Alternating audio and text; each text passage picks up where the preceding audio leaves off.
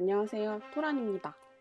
이번 영상은 국제 커플 신혼부부라면 더 고민이지 않을까 싶어요. 타지에서 한쪽은 외국인, 한쪽은 한국인, 집을 마련할 때 한쪽에서만 정보를 가지고 모든 걸 다 해결해야 되는 상황이거든요. 저 같은 경우도 비자 서류 준비할 때부터 계속 제가 한국인이고 남편은 한글을 못 읽고 그러기 때문에 이제 서류라던가 이런 것을 다 하다 보니 진짜 너무 힘든 거예요. 그래서 이번에 전세 대출에 대해서 알아보다가 국제 커플 분들도 블로그, 물론 네이버, 구글 블로그 다 찾아보면 알 수 있어요. 근데 일일이 다 찾아보시는 것보다 제 영상 그래도 간단하게 보시면 대충 쉽게 정보를 찾으실 수 있을 것 같아서 영상을 찍게 되었습니다. 지금 저 같은 경우는 이제 혼인신고를 하고 남편과 서로 직장이 멀어서 지금까지 주말 부부로 지냈었는데요. 이제 전세 얻을 때가 되어서 누가 수중에 1억 몇천 있겠어요. 그냥 대출 받는 게 낫더라고요. 이율이 나라에서 해주는 거는 많이 높지 않아서. 그래서 알아보다 보니 주택도시기금에서 하는 신혼부부 전세대출이 있어요. 개인 상품에 들어가시면 주택 전세자금 대출 들어가 보시면 이쪽이 쭉 있어요. 이렇게 신혼부부 전세보증 반환보증 제외하고는 그냥 미혼들도 모두 받을 수 있는 대출들이죠. 실제로 제 아는 분은 저희 같이 근무하시는 제 관리자분이신데 그분께서는 이제 결혼을 하시고 혼인신고를 일부러 안 하셨대요. 왜냐면 신혼부부 전세자금 대출이 보시면 신혼가구일 경우 혼인관계 증명서상 혼인기간이 5년 이내인 가구 또는 결혼 예정자, 배우자 예정자로 구성될 가구예요. 그래서 결혼 예정자 만약에 뭐 청첩장 같은 거 있으시면 가능하다고는 하는데 또 부동산 가서 얘기 들어보니까 혼인신고 하고 오라고 해야 대출해준다고 하더라고요. 그래서 제 관리자, 제 담당자 같이 일하시는 분께서는 이제 일부러 혼인신고를 늦게 하시려고 신혼부부 전세자금 나중에 받으시려고 버팀목 전세자금으로 먼저 받아서 이제 신혼집에서 살고 계시더라고요. 그런 것도 굉장히 현명한 방법인 것 같아요. 하지만 저는 국제 커플, 우리는 국제 커플, 남편을 한국에 먼저 데려오려면 결혼이고 뭐고 비자 먼저 받아야 하는 이런 상황. 저 같은 경우는 이제 남편 비자 문제 때문에 결혼식은커녕 지금 뭐 거의 근 1년이 되어 가는데 아직도 비자에 대해서 생각하면 정말 아찔합니다. 2번 다시 하고 싶지 않아요. 힘들어요. 그때는 몰랐으니까 했던 것 같아요. 또 비자 부분에 관해서 국제 커플 국제 결혼 비자 F6죠. 그거에 관해서 궁금하신 분들은 물론 나라마다 조금 서류가 다를 수 있는데 궁금하신 분들은 또 제가 혹시 댓글에 달아주시면 요청이 많으면 제가 다음에 영상 한번 만들어 보도록 할게요. 그럼 이제 한번 볼까요? 신혼부부 전세자금 보시면 제일 중요해요. 부부 합산 연소득 6천만 원 이하 무주택자. 이거는 거의 국제 커플 중에 사실 그 외국인 강사나 선생님 교수 하시는 분들 제외하고는 솔직히 처음부터 그렇게 직장을 안정적으로 잡을 수 있는 분들이 많이 없거든요. 저희 남편 같은 경우도 사장님이 사대보험을 안 들어주세요. 요청을 했는데도 안 들어주셔가지고 지금 막 통장도 못 만들고 막 이러고 있는데 이게 어떻게 하다 보니 전화위복이 되어서 저의 소득만 잡히기 때문에 굉장히 연이율이 낮게 대출을 받을 수 있게 되었어요. 대출 대상의 중요한 부분이 수도권, 대출 대상 주택의 임차 보증금 2억 원 이하, 수도권 경기, 서울 경기 인천은 3억 원 이하, 전용 면적 85제곱미터 이하. 제가 지금 집을 보고 있는 데가 서울이 아니고 지방 쪽인데 아무래도 지방 쪽이 평수에 비해서 전세금이 그렇게 많이 비싸지 않아요. 85제곱미터 이하로 구하려면 한 1억 정도면 구하더라고요, 전세를. 비싸면 1억 몇천? 근데 그 이상 돈을 더 빌리고 싶어도 85제곱미터 이하가 제일 비싼 게 1억대더라고요. 그래서 뭐 이게 좋은 건지 나쁜 건지는 모르겠는데 아무튼 거의 1억대였고요. 이 서류를 보시면 저 같은 경우는 제가 세대주입니다. 지금 서울에 살고 있는 집에 제가 세대주이기 때문에 가져갔고요. 6천만 원 이하 이자, 혼인기간 5년 이내 가구 또는 결혼 예정자와 배우자 예정자로 구성될 가구인데, 이거는 부동산에서 얘기 들어보니까 요즘에는 청첩장으로는 안 받아주는 데도 있나 봐요. 근데 은행이 케이스 바이 케이스라서 이게 은행마다 그 담당자마다 그 서류가 공통적으로 있는 게 있긴 있는데 개인적으로도 요구하는 부분이 사람마다 좀 다른 것 같아요. 이거는 꼭 은행에 그 지점 은행에다가 문의해 보시고 가셔야 돼요. 이사 갈 곳 그 근처 은행에다 문의를 하셔야 돼요. 저 같은 경우는 서울에서 원주로 이사 가니까 서울의 은행에 문의하면 가조회나 뭐 대출 해주지 않습니다. 그 지방에 있는 데에 가서 문의를 하셔야 돼요. 대출금리 같은 경우는 저는 소득이 혼자 잡히기 때문에 이 사이로 잡혀요. 2천만 원 초과 4천만 원 이하. 보증금은 저희는 한 1억 정도 생각하고 있는데 그러면 연 1.6% 이율입니다. 굉장히 작아요. 이게 계산을 해보니까 생각보다 그렇게 많지 않더라고요. 한 달 한 10만 원? 10만 원에서 12만 원 정도 되는 것 같아요. 이 부분은 뭐 굉장히 좋은 것 같고, 이거 기본적으로 그냥 일반 주택 전세대출 받으려면 최소 이율이 연 3.6%, 뭐 5%, 7% 이 정도 되더라고요. 이렇게 되니까 너무 비싼 거예요. 계산을 해보니까. 그래서 아 정말 다행이다. 길거리에서 자진 않겠구나. 연 1.6%면은 좀 감사하죠. 이 정도면. 추가금리 이후에 이 부분은 뭐 그냥 거의 부동산에서 계약하실 거니까 전자계약 하실 분은 많이 없으실 것 같아요. 넘어가도록 하고요. 대출 한도는 전 월세 계약서상 임차 보증금의 80% 이내. 그러니까 수도권, 서울, 경기 인천은 1억 7천, 그 외 지역은 1억 3천이죠. 저는 그 외 지역으로 들어가겠죠. 1억 3천까지. 이게 80% 안에 1억 3천이 드는 거겠죠. 보시면 1년 미만 재직자의 경우 대출 한도가 2천만 원 이하로 제한될 수 있습니다.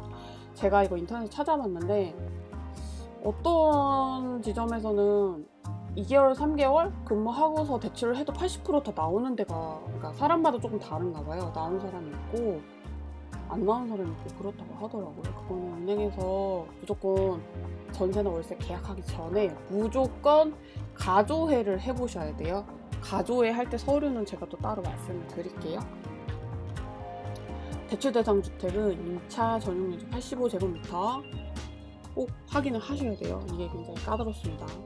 대출 기간 및 상환 방법. 대출 기간 기본 2년이고요. 사후 연장하여 최장 10년 가능. 저는 이거를 생각해보면 이게 돈을 굳이 급하게 갚지 않아도 뭔가 대출을 천천히 갚는 게 더 이득인 것 같은 느낌인 거예요. 나라에서 이율을 너무 저렴하게 전세대출을 빌려주니까.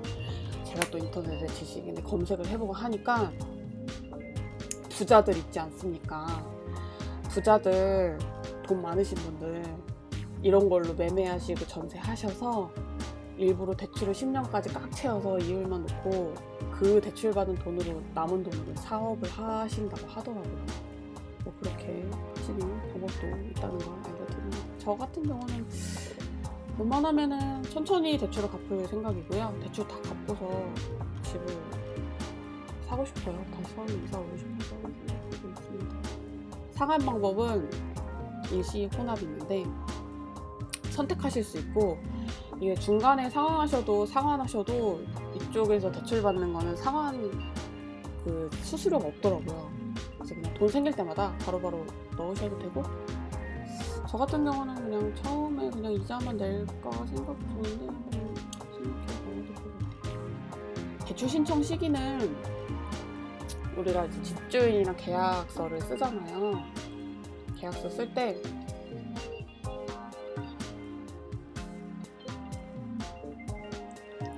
그 잔금 지급일이라고 하죠. 우리가 입주하는 날. 그날에 이제 대출이 집주인의 통장으로 바로 돈이 넘어간다고 생각하시면 됩니다. 제가 이거 처음에 대출이란 개념을 제가 잘 몰랐어서 굉장히 이거를 궁금했었거든요. 찾아보니까 저는 대출금을 나한테 준 다음에 내가 주인한테 돈을 주는 건가라고 생각했는데 그게 아니더라고요. 그렇게 되면은 이제 세입자가 그 돈을 악용할 우려가 있기 때문에 집주인에게 바로 그냥 계좌로 쏴준다고 합니다. 그리고 은행에서 그 집주인, 임대인이죠. 임대인에게 그 전세대출에 대한 동의서를 받으러 방문을 한대요. 이 부분에 대해서 전세대출 하실 분들은 미리 말씀을 꼭 하셔서 나중에 불리한 일이 생기지 않게 하셨으면 좋겠어요. 중도상환 수수료 없고요. 고객 부담 비용은 고객은행 50% 부담인데 그 보증료 보시면 이렇게 쭉 있죠. 사회배려 계층 다문화가구 있어요. 장애인, 다자녀 다문화가구. 할인된 보증료율 적용인데 이 보증료율이 얼마나 할인되는지는 저도 아직 대출을 안 받아봐서 여기까지는 얘기를 말씀 안 해주시더라고요. 이거는 다음에 전세 확실하게 받고 잔금 지급일 입주하고 다시 영상 찍어서 올려드리도록 할게요.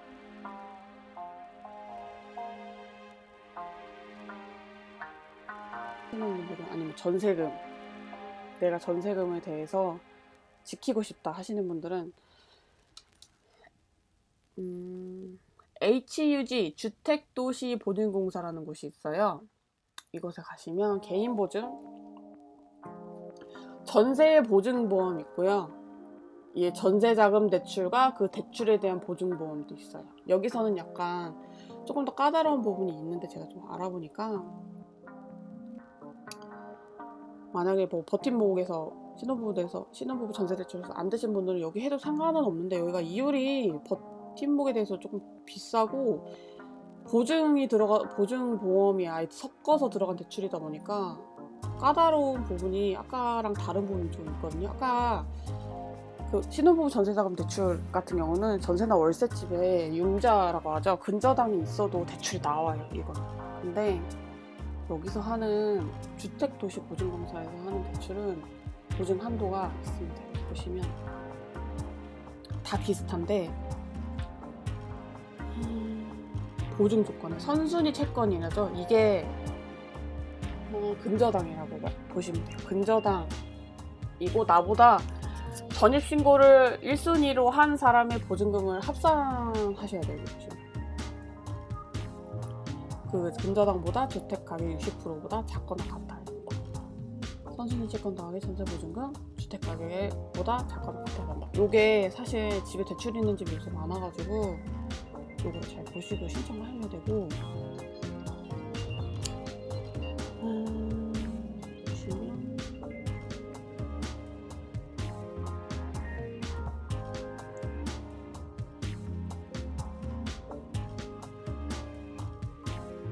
다 비슷한데 보시면 그 부분만 빼고 다 비슷한 것 같아요. 근데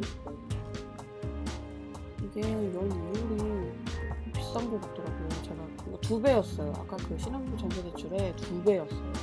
보시겠어요? 심지어 은행마다 대출 금리가 다릅니다. 이거는 변동될 가능성이 많겠죠? 다른 것을 보니. 그래서 대충 이렇게 알고 계시면 되고요. 그 유튜브에 신혼부부 전세대출 검색하시면 그냥 다 이런 비슷한 동영상은 많아요. 근데 제가 왜 영상을 찍게 됐냐면 제가 전세를 알아보러 다니면서 정말 호구가 될 뻔한 경험이 있어서 제가 공유를 해드리고 싶어서 녹화를 하고 있거든요. 그게 어떤 일이었냐면 제가 월세는 많이 이사 다녀봤어요. 진짜 2년에 한 번씩 월세에 이사 다녀고 아기 때부터. 전세는 제가 처음 해보는 거고 전세금도 비싸잖아요. 근데 심지어 남편이 저를 도와주지 못해. 내가 다 알아봐야 되고 또 한국 사람들 흥분하면 말 빨라지니까 막 설명해주면 남편은 그거 100% 알아듣지 못하니까 그냥 같이 집 보러 다니고 하고 하는데 서류 부분도 제가 다 해야 되고 하는데 그렇게 좀 피곤하고 스트레스 받은 상태에서 집을 보러 다니는데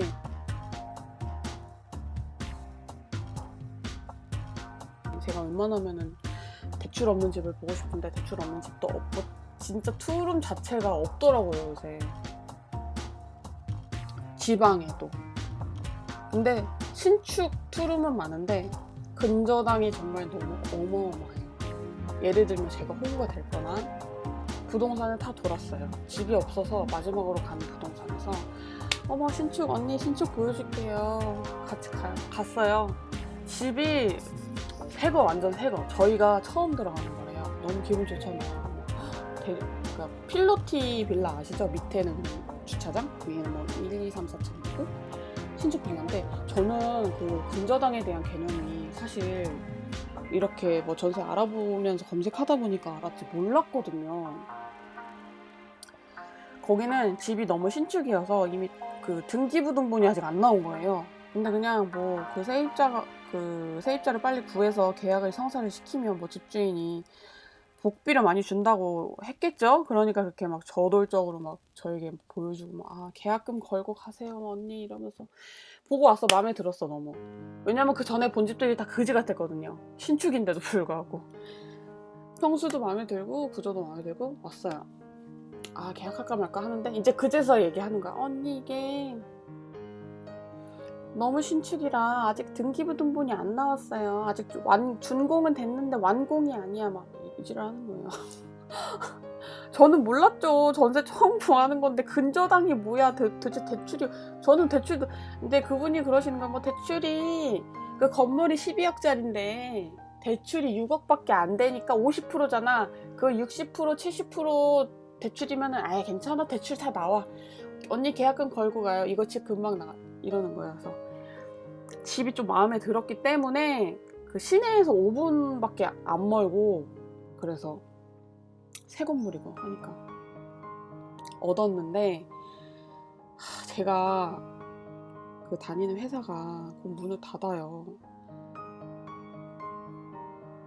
문을 닫는데 그 전에 대출을 받아야 되잖아요. 직장이 없으면 대출 못 받으니까. 원래 9월 1일에 재계약이었어요. 계약금 내고 온 날은 7월 24일이었어요. 근데 등기부등본이 안 나오는 거예요. 분명히 저한테는 다음 주에 나온다고 해서 제가 계약금을 걸고 왔는데 다음 주에 전화해보니까 다음 주에 나온대요. 다음 주에 전화해보니까 다음 주에 나온대요. 한 달 있다 나온 거예요. 그 등기부등본이. 근데 저는 9월 1일 날 재계약이잖아요. 그러면 이제 신입이 되니까 완전히 회사가 바뀌어버리는 거예요. 그러니까 회사 자체가 바뀌어버리니까 공공기관에서 제가 일을 해가지고 그 1년마다 재계약을 해요. 그 안에 일하시는 분들은. 그래서 제 의지와 상관없이 그렇게 신입이 되게 생긴 거예요. 그럼 대출이 안 나와요. 그래서 계약금을 어쨌든 그 집이 대출이 등기부등본이 나와서 확인을 해보니 그 빌라가 신축인데 뭐 12억이라고 하시는데 사실 그 시세잖아요. 시세는 언제 떨어질지 모르는 거거든요. 12억이라고 하는데 근저당이 8억 4,500인 거예요. 그러면은 이미 근저당만으로 70% 넘었고 제 전세보증금 제가 1순위에 들어간다고 해도 80%가 넘어요. 이거는 진짜 말이 안 돼요. 이거는 경매 넘어가면 바로 그냥 돈 떼임 각이거든요. 저는 멋 모르고 벙쪄 있다가 인터넷 찾아보고 내가 호구였구나. 뒤통수 맞았구나 싶어서 일주일 동안 정말 화가 나서 잠을 못 자고 안 그래도 한 달 동안 등기부가 안 나와서 잠을 못 잤는데 초조해서 가서 이제 좀 잘 얘기를 했죠. 뭐 저희 이러쿵저러쿵 한 달 기다렸는데 이러쿵저러쿵 문제가 너무 많아서 대출이 안 나온다. 제가 원하는 대출은 선순위 채권보다 60%보다 그 건물 시세가 60%보다 작건 같아야 대출이 나오는 대출이기 때문에 대출이 안 된다. 계약금 돌려달라. 부동산에서 그러죠. 당연히 계약금 주기 싫죠. 언니 저희가 계약금 그냥 이번에 받은 거니까 끝까지 집 구해주면 안 될까? 반말 막 찍찍 해가면서 안 그래도 처음부터 반말해서 기분 나빴는데 계속 그러시더라고요. 제가 이거 어느 부동산인지 진짜 말씀드리고 싶은데 말을 못하겠네. 명예훼손도 또 저기 할까봐. 그래서 그렇게 됐어요. 취소하고 계약금 돌려달라고 하고, 근데 그 와중에 또 여기 보여주고 저기 보고 와요, 여기 보고 와요, 아 언니 저기도 보고 여기도 마음에 드는데 한번 보고 와요. 끌려다녔어요. 그냥 계약금 못 받을까봐. 근데 심지어 그 계약금을 집주인에게 이미 보낸 상태라서 부동산에서 집주인한테 전화를 하겠대요. 저희가 전화할 테니까 혹시 안 들어오면 메시지 집주인한테 하나 보내보세요, 이지를 하는 거예요. 제가 그날 집을 아침부터 저녁까지 보러 다녀서 너무 피곤해가지고 이제 새벽 1시 넘어서 잠이 들었는데 갑자기 새벽 3시 잠이 깬 거예요. 왜? 계약금이 안 들어왔어. 저는 약속 안 지키는 거 제일 싫어하거든요, 정말. 그러니까 부동산도 계속 거짓말해. 건축가도, 건축하시는 분도 계속 거짓말해. 집주인도 돈 안 보내줘. 거기는 완전 진짜 개판 5분 전인 거예요. 그냥 그런 집은 들어가면 안 돼요. 초장부터 그런 집은 거르셔야 돼요. 진짜 제가 이번에 뼈저리게 느꼈어요. 아, 계약금은 아무 때나 거는 게 아니구나. 진짜 마음에 드는 집이 있으면 그냥 계약을 하는 거지 계약금을 거면 안 되는구나. 이제 알았죠. 그땐 몰랐죠. 이제 한 달 만에 깨달았습니다. 빨리 깨우쳤죠. 돈 안 떼먹혔기 때문에. 그래서 계약금을 달라고 새벽 3시에 메시지를 보내니까 이제 다행히 그 다음날 아침에 10시, 11시쯤에 보내주시긴 했어요. 감사하게도 50만원 떼먹지 않으시고 보내주셔서 이제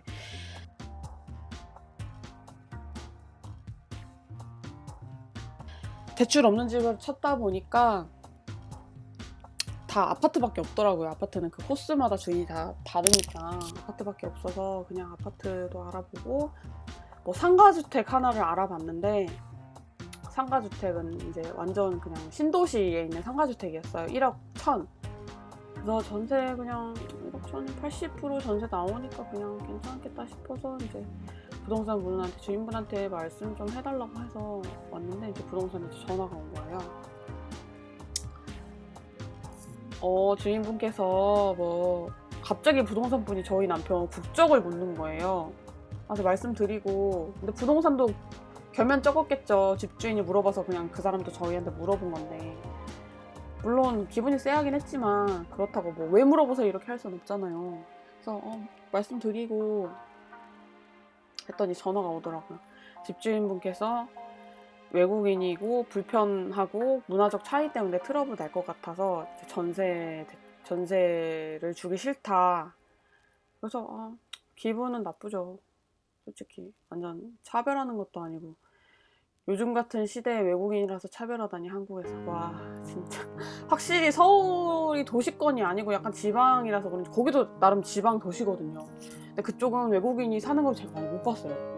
외국인이 많이 없는 동네를 그런지 모르겠는데 아무튼 그렇게 돼서 다른 집을 계속 알아보고 있는데 그날만 아파트를 한 10개 본 것 같아요. 그 똑같은 아파트가 1차부터 8차까지인데 10개를 넘게 본 것 같아요. 그날 비도 억수로 왔는데 그렇게 보고 나서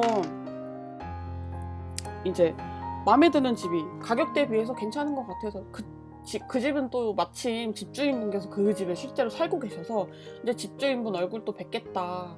뭐 그래도 집주인 얼굴 안 본 것보단 낫겠다 싶어서 이제 남편도 그런 얘기를 해서 그래서 그 다음날 이제 은행에 가서 서류를 들고 다 가서 가조회를 해주세요 했는데 이제 전세 대출이 80%가 나온다는 거예요. 그래서 그래 부동산에 갔어요. 이제 안 계셔서 전화를 드려서 저희가 거기 그 집은 대출이 있었어요. 대출이 한 4천만 원 정도 있었는데 저희가 전세금 드리는 걸로 바로 근저당 갚으시고 말소하시고 아예 을구를 깨끗하게 정리하시고 하면은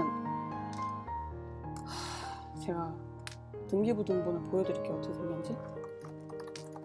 그 갑구와 을구라는 게 있는데 보면서 설명해드리는 게 나을 것 같아요. 저도 처음엔 볼 때 너무 헷갈렸는데 이제 보다 보니까 알겠더라고요. 그냥 주민등록증이랑 똑같은 것 같아요. 집에 주민등록증 보시면 표제부 있고 뭐 그냥 뭐 평수 뭐 이런 거 면적 이런 거 있고요. 이거 그냥 보시면 되고 갑구 소유자 이름 쭉 있고요. 언제 뭐 샀어, 언제 등기가 나왔어 있고요. 을구가 중요해요. 을구가 깨끗하면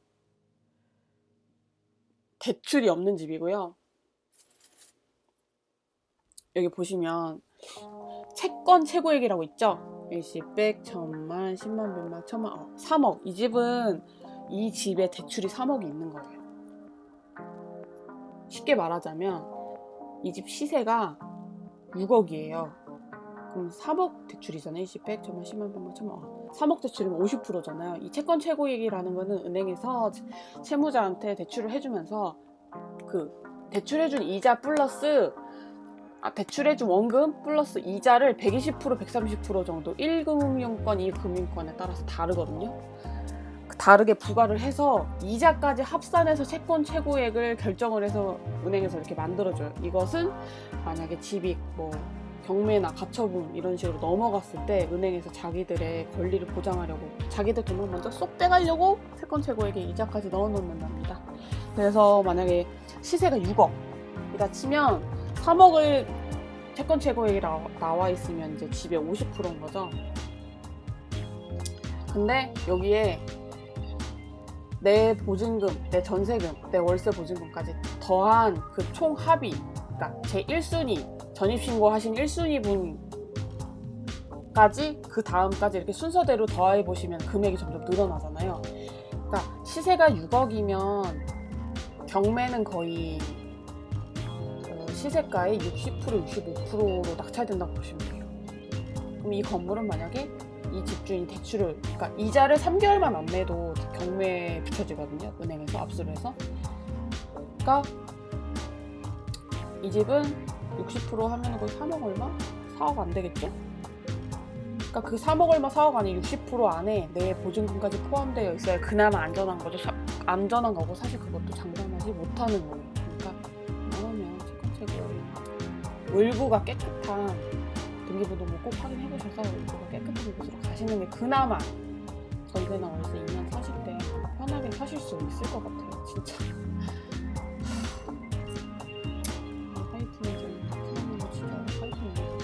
이거 말고 뭐 전세권 설정이란 게 있는데 그건 또 조금 약간 다른 거라서 그것까지는 말씀을 못 드려도 될 것 같아요. 전세권 설정 같은 경우는 그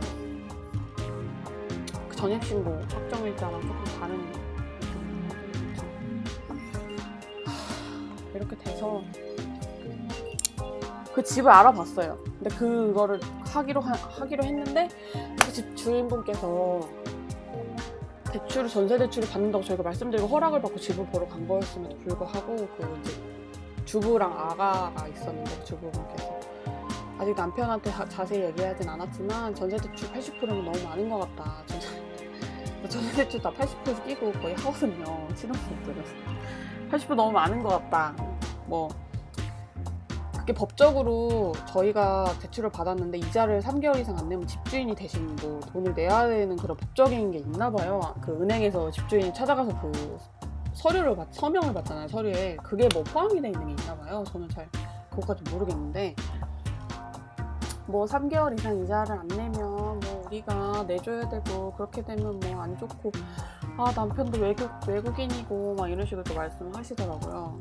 근데 기분이 나쁘죠. 사실 돈 가지고 그렇게 사람을 판단한다는 자체가 안 그래도 저희가 막 돈 없어서 그런 건 아닌데 다음날 그 소개시켜주신 부동산 분께서 저희한테 미안했는지 다른 집 보여주겠다고 연락이 오셨어요. 다른 집 보러 다니면서 이제 말씀드렸죠. 저희가 돈이 너무 없어서 대출을 받는 게 아니고 이율이 싸기 때문에 대출이 받는 거다. 저희가 여유 자금은 저희 일할 때 이렇게 운용 자금으로 쓰기 위해 냅두는 거고 대출 이율이 싸니까 이렇게 대출을 받는 거고 저희가 부부가 한 달에 많이 벌면 그래도 1,000만 원씩 버는데 저희 남편이 가끔 돈 잘 벌면 그렇게 벌 때도 있거든요. 1,000만 원씩 버는데 뭐 한 달에 이자 10만 원 때문에 집주인분이 그런 식으로 말씀하시면 저희는 좀 기분이 그렇긴 한데 어쩔 수 없죠. 계약 안 하겠다 했어요. 근데 그 얘기를 듣고 제 생각에는 그 얘기를 집주인분께 부동산 중개사분이 그 집주인분께 얘기를 하셨나 봐요. 다음날 전화가 왔어요. 뭐 언니 그 집 계약하시면 될 것 같아요. 집주인분이 계약하자고 하세요. 딱 그런 거 보니까 저희가 돈 얘기한 거 딱 그대로 말씀하신 것 같아요. 집주인분한테. 참 사람이 감사하죠. 돈이 뭐라고. 그래가지고 이제 저희는 안 한다고 했죠. 기분 나쁘죠. 돈 가지고 그렇게 사람 판단한다는 것 자체가 기분 나빴죠. 이제 남편은 나한테 전화해가지고 집주인이 나한테 전화해서 미안하다고 사과하면 내가 한번 들어가 보도록 생각해볼까 이런 식으로 말을 하더라고요. 근데 사실 이렇게 한번 조금이라도 안 좋은 감정이 간접적으로라도 생겼으면 솔직히 나중에 살다가 조금이라도 문제 생기면 사실 몰아갈 수밖에 없는 분위기잖아요. 그 집주인분이 저희를. 그래서 이런 집은 차라리 집이 마음에 들었어도 기피하는 게, 계약을 안 하시는 게 맞다고 생각해요. 정말 그냥 사실 그 1,000만 원, 2천만 원 돈 더 대출 받는다고 이율이 그렇게 엄청 빡신 거는 아니어서 1년으로 나눠보면 그냥 한 달에 1, 2만 원, 뭐 3, 4만 원 더 낸다고 생각하시면 되니까 그 부분에 대해서는 우리 돈 앞에서 너무 초라해지지 않았으면 좋겠어요. 국제 커플 분들, 또 국제 커플 분들 보시면 거의 힘들잖아요. 외국인이 한국에 살기가. 사실 경제 활동하는 여자도 많겠지만 경제 활동하는 남자분들은 한국에서 이제 계속 경제 활동을 꾸준히 하기가, 솔직히 외국인 같은 경우는 뭐 진짜 영어 강사나 교수들, 뭐 군인 이런 사람들 제외하고는 사실 꾸준히 직업받고 하기가 힘든 부분이 없지 않아 있는 것 같아요. 전문직이 아니고서요. 뭐 그런 부분에 대해서 참 국제 커플은 공감되는 게 참 많고, 그 느낌 아시잖아요. 비자 서류 때부터 고생하던 그 느낌. 아무튼 그럼 오늘은 여기까지 말씀드리는 걸로 하고요. 뭐 궁금한 점이나 뭐 질문 있으시면 댓글 달아주시면 제가 아는 한에서 빠르게 답변 드려볼 수 있도록 할게요. 근데 제가 요즘 계속 전셋집을 구하러 다녀가지고 최대한 빨리 남겨드릴게요. 이 유튜브를 몇 명이 보실지는 모르겠지만 우리 신혼부부, 국제 커플, 국제 결혼하신 분들 너무 다 고생하시는데 힘내셨으면 좋겠고요. 우리 외국인 등록증도 1년에 한 번씩, 2년에 한 번씩, 3년에 한 번씩 계속 연장하고 뭐 그래야 되잖아요. 돈도 많이 들고 한데 우리 힘내서 열심히 잘 예쁘게 살았으면 좋겠어요. 그럼 오늘은 여기까지 말씀드리고, 제가 내일 또 전세집을 보러 가기 때문에 보러 갔다 와서 계약을 하게 되면 계약하는 그런 자세한 것과 뭐 은행 대출을 실제로 받았던 자세한 경험담 같은 것도 공유해드리도록 할게요. 그럼 다음 시간에 만나요. 지금까지 들어주셔서 너무 감사합니다. 안녕.